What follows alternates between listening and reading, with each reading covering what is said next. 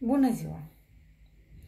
Eu sunt Natalia și astăzi voi prezenta o super mască pentru păr, față, gât și decolteu.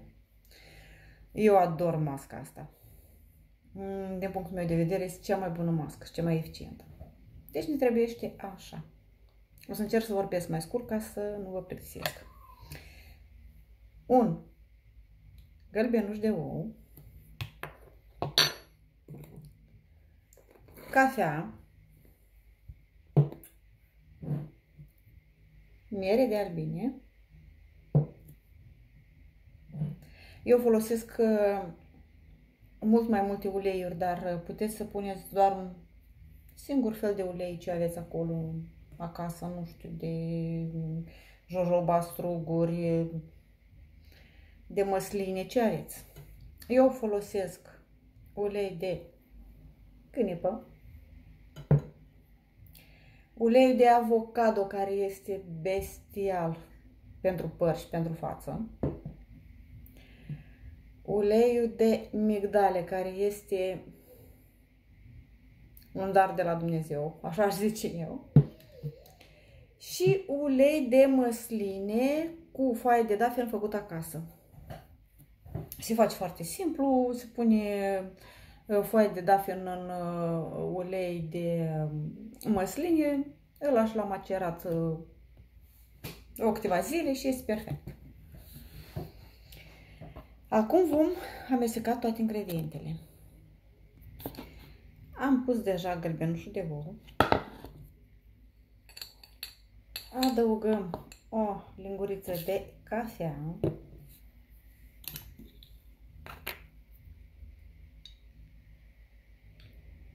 O linguriță de ulei de câinepă.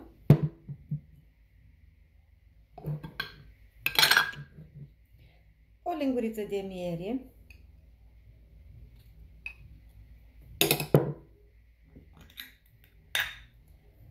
O linguriță de ulei de avocado.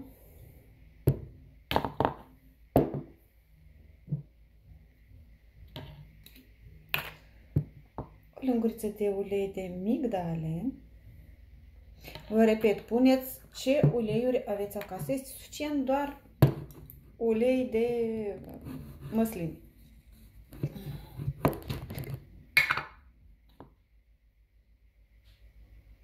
Și uleiul de măsline este în frunză de dafian.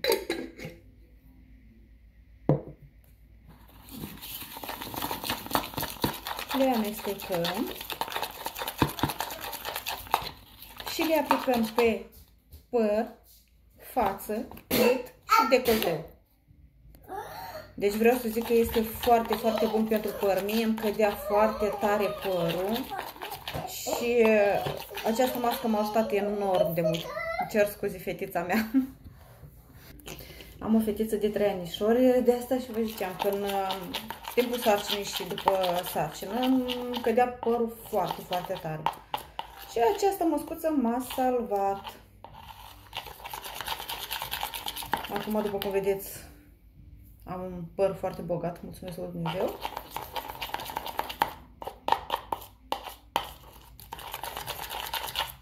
Așa.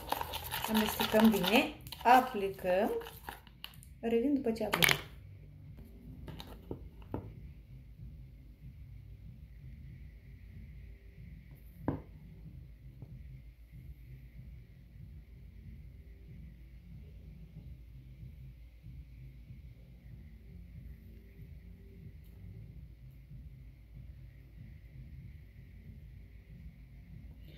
Această mască este foarte bună pentru riduri accentuate, pentru gât și decolteu și în general părul. Și nu uitați niciodată să aplicați și gât și decolteu, pentru că gâtul și decolteu îmbătrânesc cele mai rapid.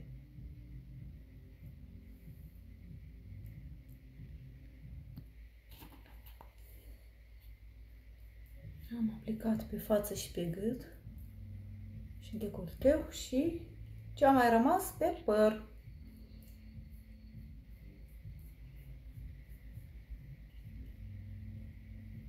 Mi-am luat și o bluziță mai veche.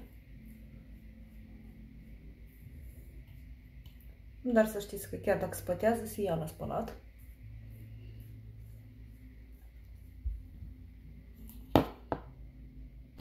Deci cam așa arată măscuța mea.